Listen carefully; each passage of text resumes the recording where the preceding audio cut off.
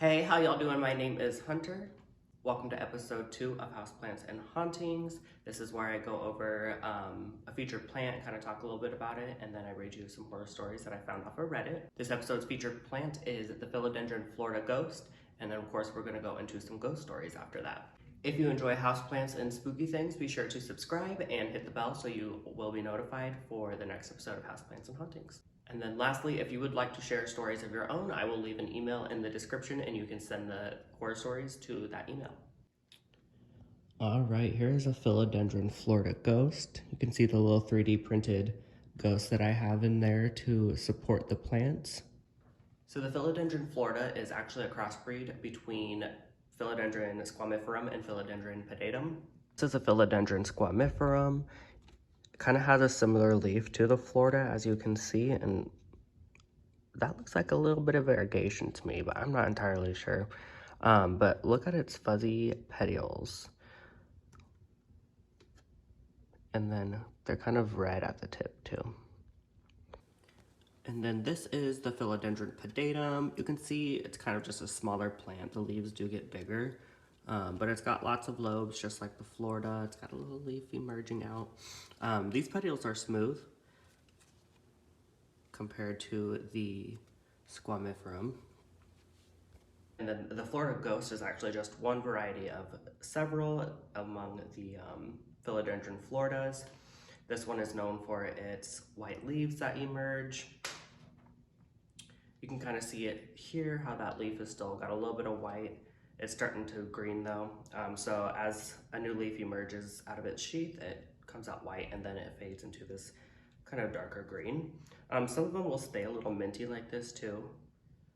Some places will call that a Philodendron Florida ghost mint. To my knowledge, it's just how much light you're giving it. If you look closely at its petiole, you can kind of see those little bumpy things on its petiole. That is a trait that it gets from its parents, the Philodendron squamiferum. But yeah, there's our plant. Alrighty, are y'all ready for some horror stories?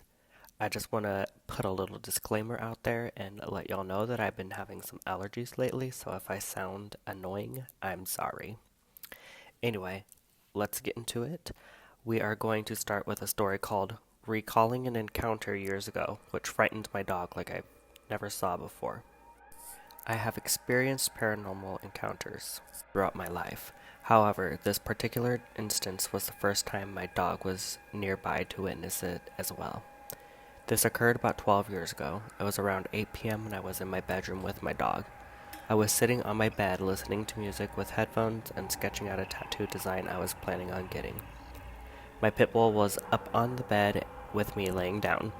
Out of nowhere, my dog, who isn't afraid of anything, noticed it just before me and snapped her head towards it from a fully relaxed state. She may well have been sleeping. I looked over by my closet and saw what I could only describe as an almost spherical cloud-white mist either forming or coming out of the closet threshold while the door was closed. My dog then proceeds to put her ears back, hair goes up, and she begins leaning into me to create distance from this thing. She quickly got up, hopped off the bed, and ran out of the room. My big tough pit, eh? By now this cloud has made its way alongside my bed, still keeping its form.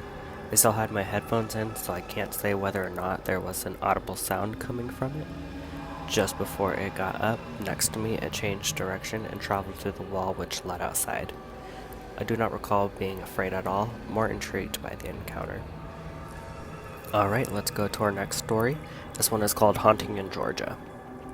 One of my good friends in high school had this lake house. It was given to his parents by their grandparents, and they lived in the house from 90 to 93. One day in 93, his mom woke him and his sister up and left the house. Mind you, it was 2 to 3 a.m. They went to a restaurant that was open 24/7 and stayed there until sunrise and went home, packed all of their clothing and other important things and left the house. They never went back, and his mother will not talk about what happened. They still own this property. It has 2 homes on it and is lakefront, probably worth millions. The power is still on, and his dad comes and checks on it every so often. So hearing that story, we all, of course, went to the lake house. Pulling up a motion sensor floodlight flicked on and stayed on. Unlocked the deadbolt, which requires a key to open on both sides, and walked in. Instantly, you got that creepy feeling like someone was watching you. We walked around for about half an hour, walking up the stairs and unlocking another door with a deadbolt on both sides. And man, was it eerie. All the furniture still set up, his sister's nursery still intact, and a tea kettle still on the stove. Just straight up creepy in every way. Finally, we go to leave and decide to go through the garage. I have the keys and, again, you had to have a key to unlock it from the inside. I'm trying to open the door and turn around to get a light, just in time to see a rock come from somewhere down the hall and hit my foot. Staring at it, all three of my friends, and not seeing them do anything with their arms or legs or anything else, I decided to try to unlock the door more rapidly. Finally find the right key and put it in the keyhole. As soon as I do, the garage door opens about 2 feet, and thanks to the motion sensor floodlight that's still on, I can see a chair in the garage. The chair proceeds to be thrown against the wall with a violence I can't describe, and the garage door is slammed shut. I turn around to say let's get the hell out of here and see a rock come from darkness and hit the wall with a lot of force right next to my head. At this point, I'm done. We run back to the stairs down to the basement, and for the safety of the door, we came in. The door, which requires a key on either side to lock or unlock, and we left unlocked, is locked. Freaking out, hearing what sounds like heavy running footsteps upstairs, I am panicking to find the key. Finally, I find it and unlock the door. We run to the next door, and you guessed it, locked. I again find the right key as the footsteps are getting louder and coming down the stairs. We run out of the door, and it gets left open by the last person out, and then as we go to shut it, the door is slammed shut, and instantly you hear the deadbolt get locked. At this point, we are only focusing on getting out of this place. We run to the truck, and all 4 of us pile in. As soon as the truck starts, every single light in the house comes on at once. My buddy slams it into reverse, and we are all flying down this very long driveway, and as soon as our tires leave the gravel and hit pavement, every light in the house turns off, leaving it in absolute darkness. Something very, very bad is in that house. Not sure what, but I'll never go back, and I absolutely believe in ghosts, demons, etc. Believe it or not, this is the short version of this story, and the back story of the house is even creepier. Alright, it is time for our last story. This one's a little more heartwarming versus spooky, but it is still about ghosts nonetheless. The name of this one is called I Saw My Grandfather at His Own Funeral, Held His Hand, Spoke with Him, and Took a Walk Together One Last Time. My grandfather died in 1995 due to emphysema and other health concerns. He was in his early 60s and left us prematurely as he had many people who loved and depended on him, including many young grandchildren. I was only 4 years old, almost 5 at the time when he passed, and I don't remember much from this darker time in life, but I remember his funeral extremely vividly. I was in a funeral home that had multiple parlors and many hallways throughout the building. I remember being outside of his parlor and seeing him across the room. We locked eyes. I walked over to him, after all. He was my grandpa, and I did not realize at the time that he had passed on. We began our usual, as we were 2 peas in a pod and had a special relationship, and we held hands and walked through the halls. Much of the conversation I do not recall, but I do remember showing him the lounge area, as that was my favorite place to be, with all of the snacks and vending machines. As we approached the area that we had met at, we stopped, and he said to me, "Michael, I have to go now." He had vanished, literally leaving my hand empty in the air. I can still see my empty hand and remember the shock/confusion. The part that helps me to think that this was an authentic experience is this is something my grandmother, aunt, and mother remember well and were concerned for years about. As I approach the open casket, my mother picks me up. I see my grandpa Leroy there, in his piece, and I begin, confused, to relentlessly asking why Grandpa was in casket, and what was wrong with him. My mother told me crying, and I remember this clearly. "Michael, honey, he is dead. He is gone and not coming back."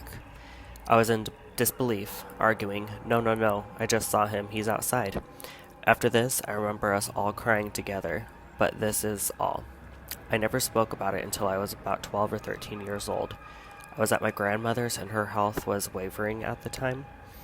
I had been thinking about it a lot with her being in that state and having memories of my experience, and I finally broke down and told them what I had remembered.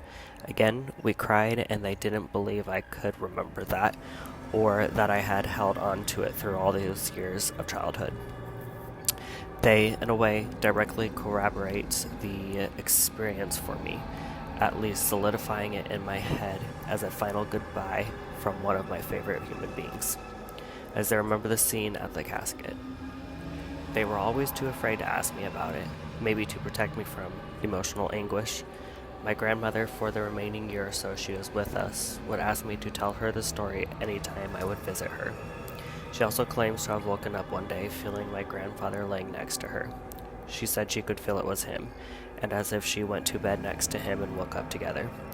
She never told anyone that until I had shared my story. I hope anyone reading this enjoyed this story. It was one I will never forget. Alrighty, that's all for the stories. Again, if you have a story that you would like me to read, you can submit those to me. Just send them to the email in the description. Alrighty, that is it. Thank you for watching. If you like this video, please give it a thumbs up and share it with friends so that way I know to keep making them. Thank you again. Bye!